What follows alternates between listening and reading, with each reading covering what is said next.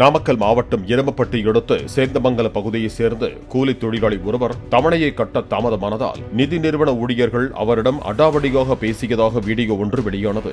அந்த வீடியோவில் இருப்பது ஈக்விட்டாஸ் நிதி நிறுவன ஊழியர்கள் இல்லை என்றும் அந்த சம்பவத்திற்கும் தங்கள் நிறுவன ஊழியர்களுக்கும் எந்த ஒரு சம்பந்தமும் இல்லை என்றும் ஈக்விட்டாஸ் நிதி நிறுவனம் மறுப்பு தெரிவித்துள்ளது.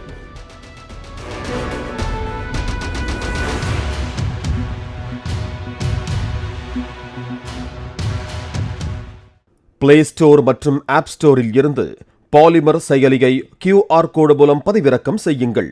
செய்திகளை உடனுக்குடன் பெறுங்கள்.